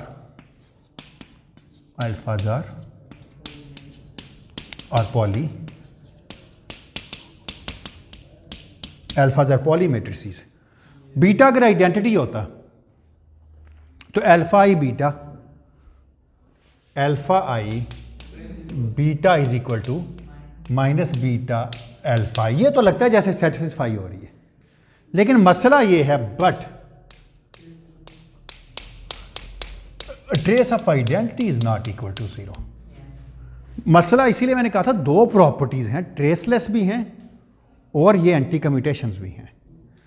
it means in this 3 dimensional algebra, in this 3 poly space के अंदर अगर अब मैं ये बात कर लूँ, अगर there is no 4th matrix, it means for n is equal to 2, even dimension तो हैं, 2 डायमेंशन में अगर इन मैट्रिक्स के 2 बाई 2 डायमेंशंस होते हैं, for n is equal to 2 का मतलब क्या है? That is for 2 by 2 matrices there is no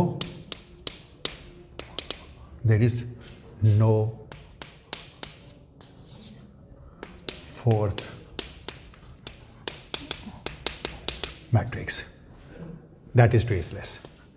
जी जनाब। जनाब, और कोई भी लिखेंगे तो इन्हीं की फॉर्म में लिखा जाएगा, बेशक लिख के देख लें।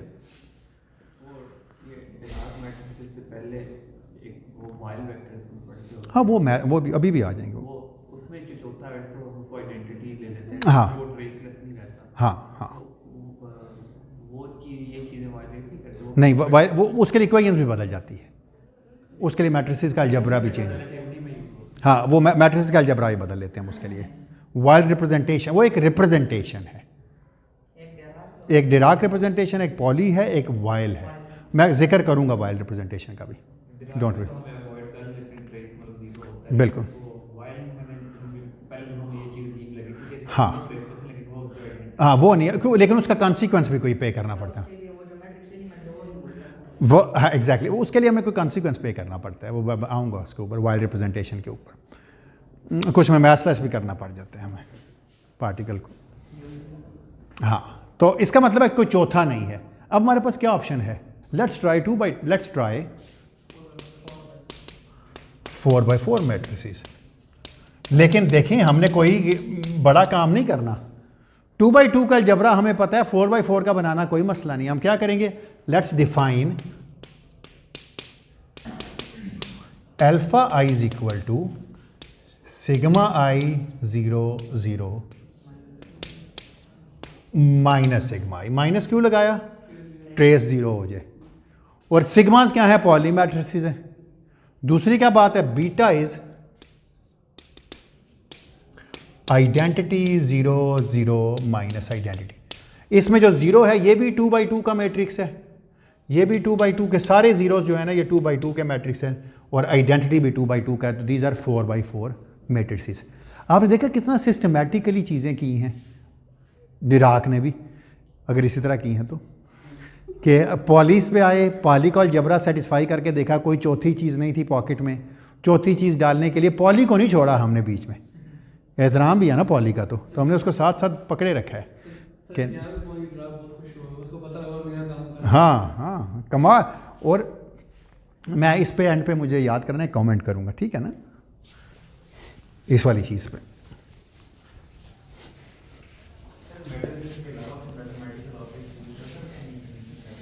कोई हो, मेरा नहीं ख्याल कोई और हो, अगर होंगे तो मुझे नहीं पता, मैट्रिसेस ही होंगे, और स्पेस टाइम इंडिपेंडेंट सिर्फ मैट्रिसेस ही हो सकते, ईजीएस्ट तो यही है, पता नहीं कोई हो, मुझे मैथमेटिक्स, हाँ बहुत सारी चीज़ें हैं, लेकिन मुझे इस चूँकि आता नहीं है तो इसलिए मैं कुछ कह नहीं सकता। हाँ इसलिए मुझे कोई पता नहीं है, फ़िलहाल तो यही देखा है मैंने जितने भी यहाँ भी देखे, मुझे कोई इल्म नहीं है उसका। अच्छा अगर मैं इसमें देखूँ अल्फ़ा i अल्फ़ा j को करके, तो ज़रा देखते हैं क्या आता है। एक कहते हैं trust is good but control is better. Traceless तो है कि ट्रेस ऑफ अल्फ़ा i भी 0 है, और ट्रेस ऑफ, पहले देखे आपने हमने वो प्रॉपर्टी इंश्योर की है जो पहले वायलेट हो रही थी। जब भी ज़िंदगी में कोई चीज़ नई कर रहे हो तो पहले ये देखें जो गलत हो रही थी पहले वो ठीक हो रही है नहीं हो रही। हो ऑफ डायग्राम में लिखते हैं, अच्छा चलो ठीक है चलो ये लो ठीक है, मुझे नहीं याद था, ऐसे कर लेते हैं, शुक्रिया बहुत बहुत। 0 सिग्मा i 0, इसलिए मैंने कैलकुलेट करके देखना था कि जवाब आता है नहीं आता। चलो अगर आपने कह दिया तो देख लेते हैं, अब तो ज़रूर देखना चाहिए। फिर इसका मतलब हमें करना चाहिए अल्फ़ा i अल्फ़ा j कर लेना चाहिए। ये क्या बनता है जी, 0 सिग्मा i 0 0 सिग्मा j 0। तो क्या बनेगा इसका, सिग्मा i सिग्मा j 0 0 और ये और सिग्मा i।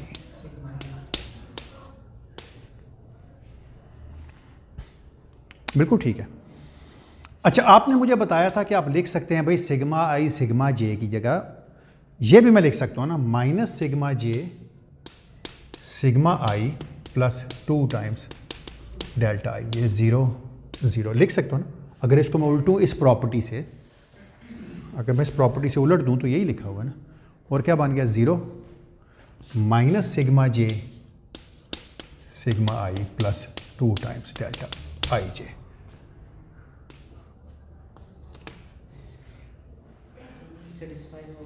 इसका मतलब है ये दो मैट्रिसेस में अगर एंटिटीज का सम है तो दो मैट्रिसेस का भी सम हो सकता है। तो इसका मतलब है ये बन गया minus sigma j sigma i 0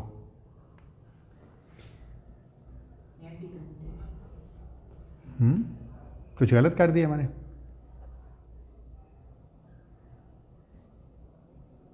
नहीं ठीक ही है, मेरे तो ख्याल है ठीक ही है। Into 0 minus sigma j sigma i plus 2 times delta i J times 1 0 0 1।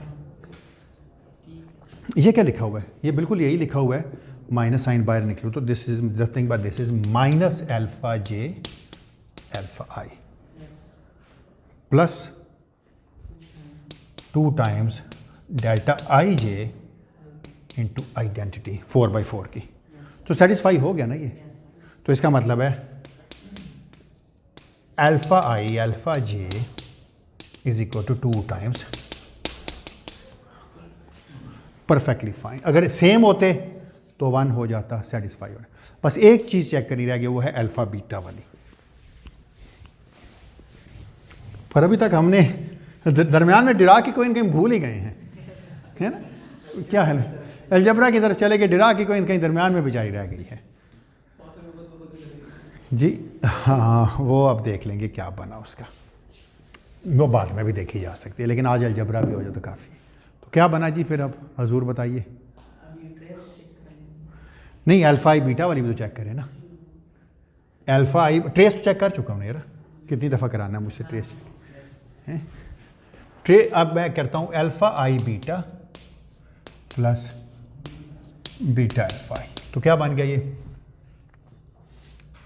0 sigma आई जी। क्या हुआ?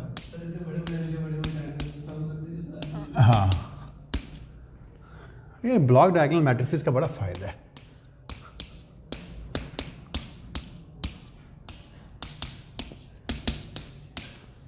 जवाब क्या आ जाएगा इनका? पहली रो पहला कॉलम, तो ये आ गया 0 minus sigma i 0 plus 0 sigma i minus sigma i 0 which is equal to 0। बिल्कुल उसका उलट है ये। सेटिस्फाई हो गया ये भी, सारे मैट्रिसेस पूरे हो गए, कमाल हो गया ना, अच्छी बात होगी। तो इसका मतलब है 4/4, अगर 4/4 में ना होता तो हम क्या करते, 6/6 में जाते जी। हाँ रिड्यूस हो जाता 4/4 में, क्योंकि सुपर अलजेब्रा बन जाता है इसका, उसका सब अलजेब्रा था ये।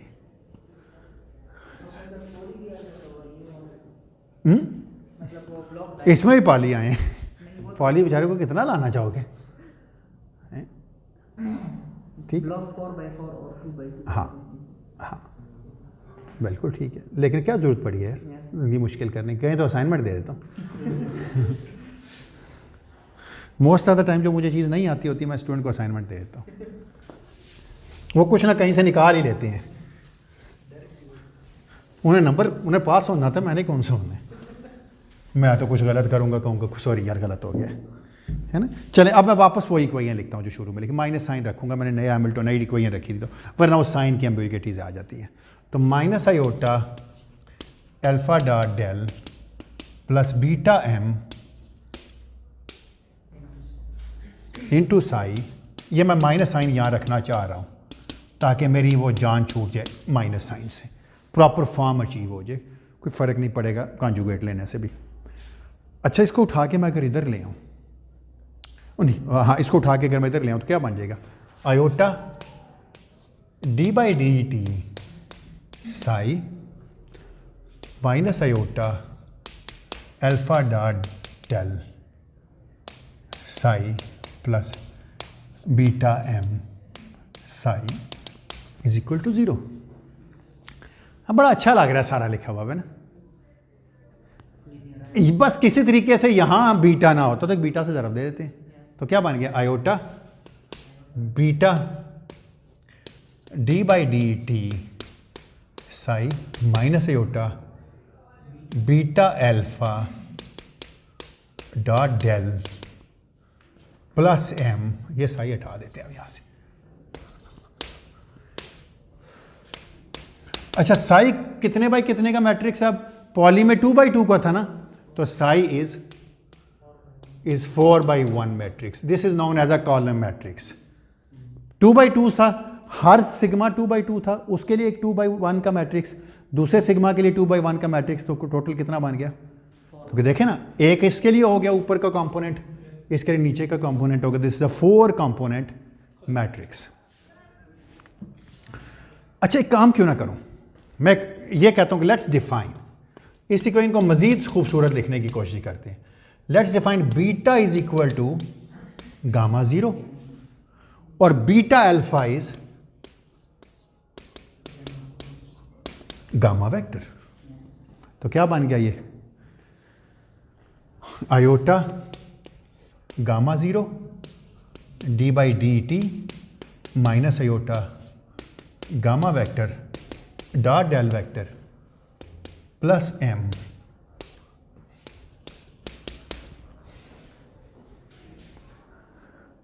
बड़ा कमाल हुआ है ना। हमें ये प्रॉब्लम लग रहा था कि लॉरेंस इनवेरियंस का मसला ना बन जाए, वो हल हो गया है। This is equal to iota gamma mu d mu, ठीक लिखा है मैंने, कोई गलती तो नहीं की भी था?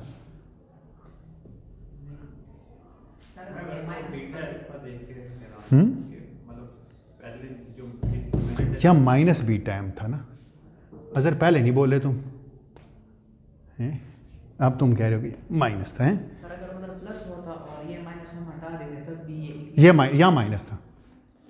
नहीं कोई बात नहीं, यहाँ माइनस था, कोई बात नहीं, कोई बात नहीं, एक ही बन जाएगी, एक ही बनेगी, ठीक है। जहाँ से मर्जी शुरू, जिस मर्जी कान को पकड़े, फ़र्क नहीं पड़ना है। Gamma mu d mu minus m times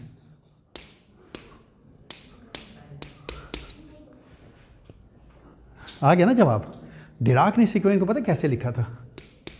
iota D slash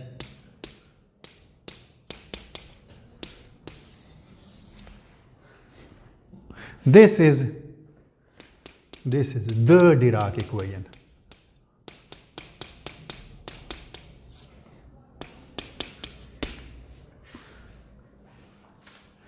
इतनी खूबसूरत इक्वेशन यार, क्या ढूंढ के, इससे ज़्यादा खूबसूरत इक्वेशन लाएं ढूंढ के कहीं से, हैं? नहीं, सही बात है। इसके बारे में कहा जाता है it solve all the chemistry most of the physics. Biology में तो कोई मसला ही नहीं रह जाता ना, एक इक्वेशन सारा कुछ हल कर देती है। मुझे पता है ये इक्वेशन डिराइव करके हर दफ़ा क्या खुशी होती है यार, इतना एलिगेंट, इतना सिंपल अलजेब्रा ना, जिनको म्यू प्राइम लगाएं तो पंडोरा बॉक्स खुल जाए, वो कुछ नहीं खुलता। इनवेरिएंट है, फर्स्ट ऑर्डर है, लॉरेंट्ज़ इनवेरिएंस होल्ड करती है, हर चीज़ होल्ड करती है, कोई प्रॉब्लम ही नहीं है। सारा मैथमेटिक्स ले है ये थ्रू मैट्रिसेस। लेकिन एक चीज़ आप ना भूलें, मैं बताता हूँ आपको, ये डिराक इक्वेशन, ये तो एक इक्वेशन है ना, इसके क्या फ़ायदे हैं मैं एक चीज़ बता दूँ, फिर मैं उस पर ख़त्म करूँगा। कल मैं वो कोशिश करूँगा, कल मैं वो प्रूफ करो, भाई मैं बैठा कर रहा हूँ, उम्मीद है कल तक हो जाएगा।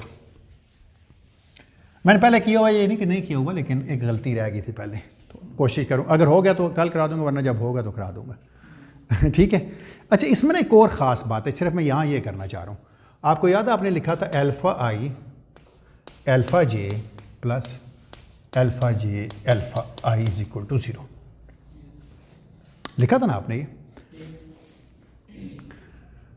अगर मैं इसको बीटा से ज़रब दे दूँ, बाईं से भी, और बीटा से ज़रब दे दूँ दाईं से भी, अगर मैं ये लिखूँ beta alpha i alpha J beta plus beta alpha j alpha i beta, तो ये भी ठीक है। अगर मैं इसको उलट लूँ तो फिर भी कोई हर्ज नहीं ना, माइनस साइन ही आएगा। मुझे पता नहीं आपस में एंटी कम्यूट करते हैं, तो इसकी जगह मैं ये लिख सकता हूँ ना बीटा अल्फ़ा आई, और इसकी जगह मैं लिख सकता हूँ बीटा अल्फ़ा जे। ओ सॉरी, इसकी जगह में 0 नहीं था ना। अब यहाँ मेरे लिए एक मसला बनने वाला है। मैं कोई बात नहीं, मैं कहूँगा खैर है, कोई बात नहीं। ये वैसे 2 टाइम्स डेल्टा आई जे था, यही था ना, कोई बात नहीं, मैं भी उसका ही बना लूँगा। प्लस, या चले पहले 0 के लिए कर लेता हूँ, प्लस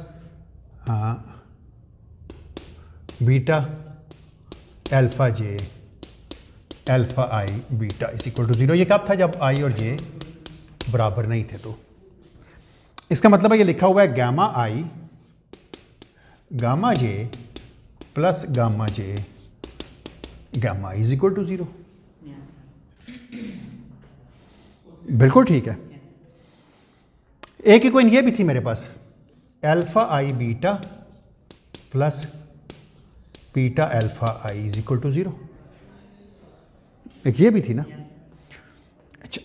अगर आप इसको देखें तो मैं अगर इसको बीटा स्क्वायर से ज़रब दे दूँ, बीटा स्क्वायर से ज़रब दे दूँ तो कोई हर्ज नहीं बनेगा। मैं इन सारी इक्वेशन को कंबाइन करके अब एक इक्वेशन लिख रहा हूँ वक्त की किल्लत की वजह से। मैं ये डिफ़ाइन कर सकता हूँ यहाँ से कि gamma nu is equal to 2 times g mu nu. बेशक देख लें, म्यू और न्यू आई और जे होंगे, बेशक ऊपर लिखें या नीचे लिखें, फ़र्क नहीं पड़ता। ये भी ठीक है। Gamma nu is equal to 2 times g mu nu. बेशक देख लें, आई और जे होते हैं gamma j is equal to 2 times g i j delta i j ही होता है। और अगर गामा 0 होता, gamma i plus gamma i gamma 0, तो वो 0 था। तो सारा कुछ सेटिस्फाई हो रहा है ना। और बीटा स्क्वायर 1 भी आ रहा है, तो you can just do it, prove it.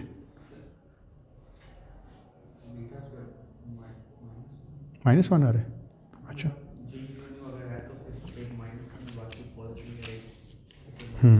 ठीक है, हाँ निकाल के देखो जरा क्या आता है। निकाल लेना ना जाके घर में, कोई बात नहीं। बीटा अल्फ़ा आई सारी प्रॉपर्टी सेटिस्फाई करेगा ये, ठीक है, अनलेस के मैंने कुछ गलत ना किया हो।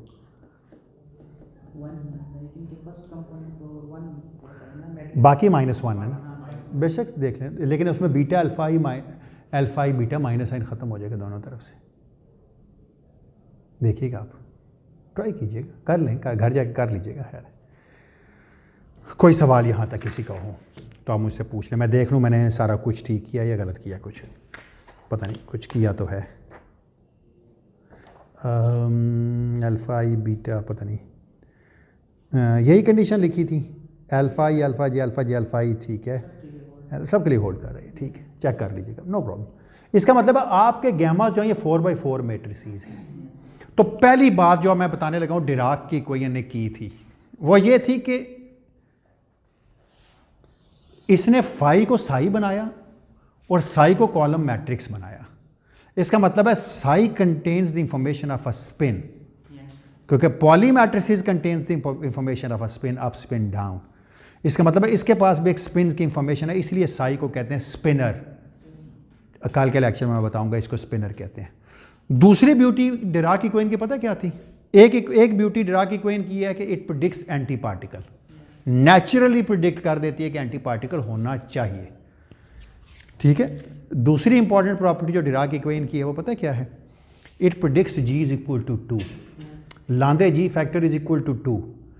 कोई क्वांटम मैकेनिक्स की चीज़ नहीं थी जो आपको बताती है कि लांदे जी फैक्टर 2 प्रिडिक्ट नहीं होता था, मेजर होता था। वहाँ पर आपने जब मेजरमेंट की थी यहाँ पर स्टेंजरलॉक एक्सपेरिमेंट में, तो आपका जवाब ठीक नहीं आ रहा था, तो आपने कहा कि जी बिल्कुल सही है, जे हम L+S समझ रहे हैं पर जे L+S नहीं है। इस केस में J is equal to L+GS, where G is Landé g factor and this is equal to 2 times S। यानी आपने जो J जब लिखा था तो आपने देखा था कि वो L+S की बजाय आपको L+2S करना पड़ा था, और आपने कहा था, आपने एट्रीब्यूट किया था कि ये लांदे जी फैक्टर है, and you have to prove it that this Landé g factor is equal to 2। फिर आपने बार बार एक्सपेरिमेंट किए और आपको पता चला कि ये g factor g is equal to 2 है। यहाँ पर हम देखेंगे करके अलजबरा पूरे का पूरा और हम साबित करेंगे कि जी 2 है। देखिएगा आप जी क्या करें। मैं उसकी बात कर रहा हूं, वो जो एंटीक्वेशन वो तो बिल्कुल ठीक है, जी यही होती है गैमा के लिए वैसे नहीं कह रहा, लेकिन मैं डेरिवेशन में भी थोड़ा करके देखिएगा, गलत हो तो गैमा जो है ये अल्फा और बीटा तुम्हारा समझ गैमा बीटा अल्फा के साथ बदलता है ना, alpha i beta plus beta alpha i है, तो एक बीटा अल्फा आई को जब स्विच करेंगे तो माइनस साइन आएगा।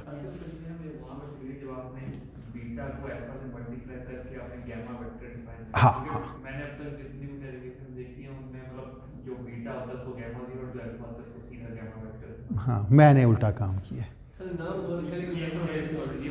हाँ आप देखिएगा करके सारी आइडेंटिटीज होल्ड करेगा, ना करे तो बता दीजिएगा, मैं डेफिनेशन चेंज कर लूँगा। मेरा क्या मैथमेटिकली लग रहा है ठीक है सारा। हाँ कोई लगता है कोई गलती की नहीं हुई हमने ना, नहीं नाम बस ठीक है, जो पर्पस सर्व हो। मुझे तो इसलिए मैंने स्लैश लगा के जान छुड़ाई, गैमा स्लैश जो मर्जी हो, खैर इसको कहते हैं ना स्लैश नोटेशन। अच्छा कल मैं क्या करूँगा, मैं वादा नहीं करता कि कल कर सकूँगा या नहीं, क्योंकि मैं पहले डिराइव कर रहा हूँ आज बैठा। अगर सारी चीज़ें ठीक हो गई तो मैं साबित करूँगा एक आध लेक्चर लगा के कि ये जी फैक्टर 2 आता है डिराक इक्वेशन से नेचुरली। मैंने एक दफ़ा पहले किया था लेकिन सेटिस्फाइड नहीं था उससे कोई। दूसरी चीज़ मैं जो करूँगा वो ये है कि मैं साबित करूँगा कि इसके सोल्यूशन इवन तो फर्स्ट ऑर्डर डिफरेंशियल इक्वेशन है पर इसके सोल्यूशंस के भी 2 पार्ट हैं, एक पॉजिटिव एनर्जी पार्ट है, एक नेगेटिव एनर्जी पार्ट है। और मैं साबित करूँगा वहाँ पर कि नेगेटिव एनर्जी पार्ट्स की फ़िज़िक्स क्या है एग्जैक्टली। तो ये अगले 1-2 लेक्चर्स में ये काम होगा, 2 लेक्चर्स में कम अज़ कम इस वीक में हो जाना चाहिए। फिर हम क्या करेंगे, फिर हम साई बना लेंगे, नॉर्मल मॉड एक्सपेंशन से कोएफिशिएंट्स को ऑपरेटर बनाएंगे, फिर हम वहाँ से फील्ड बनाएंगे, फील्ड से चार्ज बनाएंगे, चार्ज से कंटिन्यूटी इक्वेशन बनाएंगे और फिर उसके मैट्रिक्स एलिमेंट्स निकाल लेंगे। उसके बाद पता है क्या करेंगे आखिर में इस कोर्स में, अगर वक्त बचा तो साई और फाई को कंबाइन कर देंगे, युकावा थ्योरी बन जाएगी आपकी, पूरी न्यूक्लियर फिजिक्स हो जाएगी उससे। नहीं मुश्किल नहीं होगी, जिस तरह करेंगे देखिएगा बड़े मैट्रिसेस से जान ही छुड़वा लेंगे। हम कोशिश करेंगे मैट्रिसेस की ज़रब पे ही चलें, साई बार साई साई साई बार हमेशा 1 बना के इस तरह करके कोई बात ट्रेस लेते जाएंगे, काम करते जाएंगे। एग्जैक्टली फिक्र ना करें, कोई चीज़ मुश्किल नहीं होगी। ये सबसे मुश्किल काम आज आपने नहीं किया, मैंने कहा आप लेट आए इसलिए नहीं कह दिया कि चलो, वरना वैसे कितना एलिगेंट था। ये क्रेडिट जाता है डिराक को, ही इन्वेंटेड हिज मैथमेटिक्स। किसी ने नहीं सोचा था। आज मैं कह रहा हूँ कि डिराक से पहले पॉलीवैलिडोन इक्वेशन थी सिग्मा डॉट पी वाली फॉर्म में, लेकिन थी वो भी स्क्वायर इक्वेशन ही, अंडर रूट किसी ने लेके जरूरत नहीं की थी। पहली दफ़ा किसी ने ऐसा हैमिल्टोनियन डिफाइन किया और सिर्फ देखिए अब ये काम कितना आसान लगता है ना, लगता है कुछ भी नहीं यार, ये डिराक ने किया था। हाँ एग्जैक्ट उसने, और लेकिन उससे पहले मैक्सवेल लिख चुका था फर्स्ट ऑर्डर, तो उसने कहा अगर मैक्सवेल इक्वेशन फर्स्ट ऑर्डर है तो यहाँ भी फर्स्ट ऑर्डर। लेकिन दूसरी जो इंपॉर्टेंट चीज़ थी ना, इक्वेशन बना ली, इसकी प्रेडिक्शंस बड़ी कमाल की हैं। एंटी पार्टिकल प्रेडिक्ट हो जाना, एंटी पार्टिकल नेगेटिव एनर्जी को करस्पॉन्ड करना, उसके बाद डिराक सी को एक्सप्लेन करना, तो इस होल सब्जेक्ट है। इसके बाद भी डिराक इक्वेशन के ऊपर वेव इक्वेशन सारी सेकंड ऑर्डर। बिल्कुल सही बात, बिल्कुल। जब प्रोपेगेशन होती है तो you need a second order differential equation. Yes I agree. यहाँ कुछ नहीं है ऐसा, सब कुछ प्रोपेगेट भी होगा, दोनों चीज़ें भी बनेगी। लेकिन आप एक बात का क्रेडिट दें डिराक को कि इतनी खूबसूरत इक्वेशन है कि आजकल आपको शर्ट्स पे लिखी मिलती है, बल्कि छोटे छोटे हर जगह लिखी हुई मिलती है आपको। ये इतनी आसान, इतनी खूबसूरत इक्वेशन, पता देखने में अच्छी लगती है ना। अच्छा मज़े की बात यह है कि अगर मैथलेस होता ना तो सिर्फ ये होती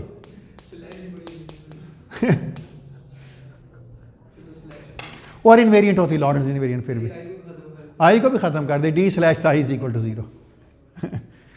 बहुत खूबसूरत है, बहुत खूबसूरत इक्वेशन। लेकिन अगर आप देखें साई है, साई स्टार से ज़रब दें, आप शायद इसको हल्के ले रहे हैं। कंटिन्यूटी इक्वेशन आप बनाएं, बन गई साई स्टार साई, कोई टाइम डेरिवेटिव नहीं आया, कोई टाइम डेरिवेटिव नहीं आया तो एनर्जी नहीं आएगी। हाँ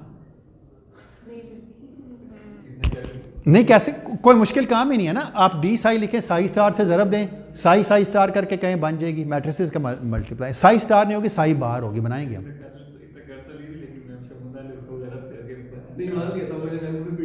हाँ ठीक है शाबाश, देखिए ट्राई करनी चाहिए, खैर है कोई बात नहीं। मुझे एक दे दीजिए गलत करके, मैं फिर भी देख लूँगा। ठीक है जी, कोई सवाल? दो क्वेश्चन है, मुश्किल और एलिगेंट, कौन सी ज़्यादा लगती है, डिराक क्वेश्चन या आइंस्टाइन? दोनों अपने अपने। आइंस्टाइन का बैकग्राउंड बड़ा गंदा है। आइंस्टाइन का अपना बैकग्राउंड नहीं मैं कह रहा, जिस बैकग्राउंड में उसने इक्वेशन लिखी है वो बड़ी गंदी है, वो बड़ी अजीब सी है। ज़रा इधर से उधर होते हैं, वो वैसे ही नाराज़ होकर बैठ जाते हैं कि नहीं भाई मुझे शामिल नहीं किया। जैसे ना तो घर में कुछ बंदे होते हैं, उनका काम ना भी हो, कहते हैं मुझे फैसले में शामिल नहीं किया। तो आइंस्टाइन का जो बैकग्राउंड फील्ड है वो बड़ा गंदा है। हाँ नहीं, लेकिन उसके बावजूद भी वो कहते हैं इधर से उधर उठा के लिखें, कहते हैं एक मिनट इधर से उधर उठा के लिखना, स्पेस भी साथ ही चल रही है ना। इसमें ये कोई नहीं था, इसका बैकग्राउंड बड़ा साफ सुथरा फ्लैट सा था। उसकी मैथमेटिक्स मुश्किल है, मतलब देखने में पता लगता है कि बड़ी, लेकिन उसके पीछे जो बेसिक आइडिया ना इंतहाई सिंपल है। हाँ मतलब मैंने पहली दफा उसकी डेरिवेशन की ना, आई वाज शॉक्ड कि यही है एग्जैक्टली। रेमान ने ना की, जब रेमान ने की तो 2 दफ़ा नर्वस ब्रेकडाउन हो गया था उससे पहले उसको। नहीं बहुत नहीं, आइंस्टाइन को इसलिए चढ़ाते हैं कि उसने बताया कि मैटर कर्व करता है स्पेस टाइम को, और स्पेस टाइम को क्या बताता है, मैटर मूव करता है। उसने देखें, मैं गलत हो सकता हूँ इस पर, देखिए 2 लोगों को डिफरेंट, मैं इससे कतई नहीं कह रहा कि वो जो है ना कि कौन बड़ा साइंसदान था। हर इंसान अपने दौर में जो आज बड़ा काम कर रहे हैं ना, अगर ये उस दौर में भी होते तो बड़ा काम करते, इसको ऐसे समझ लीजिए। तो ये ना हम एक हमारे यहाँ मसला ये है कि हम एक को अच्छा प्रूफ करने के लिए दूसरे को बुरा साबित करना ज़रूरी है, हालांकि ये दोनों अच्छे हो सकते हैं अपने अपने वक्त में।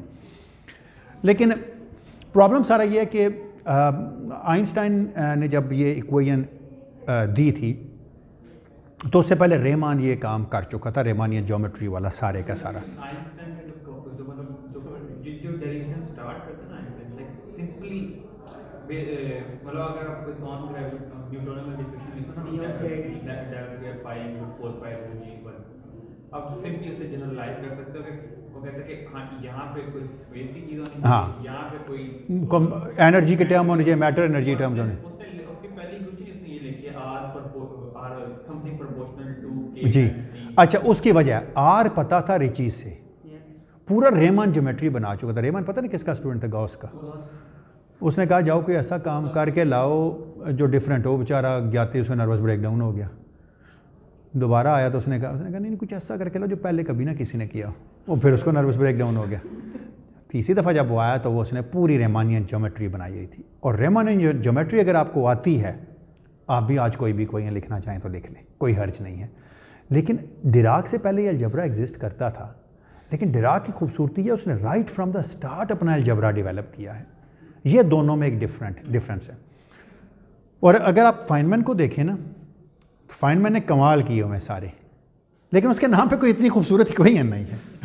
ये थोड़ा सा फाइनमैन जैसे बंदे के साथ थोड़ी सी ना फॉर्मलिज्म्स हैं। उसके नाम पे टेक्निक्स बहुत सारी हैं। नहीं, इसलिए उसको रिग्रेट भी थी, क्योंकि आप उसकी बुक भी पढ़े ना, surely you're joking Mister Feynman, उसमें फील होता है आपको कि नहीं यार कोई है अंदर से ना, गिल्ट है एक ना। मैं अमूमन कहता होता हूँ कि path integral, Feynman path integral developed by Dirac, path integral was also developed by Dirac.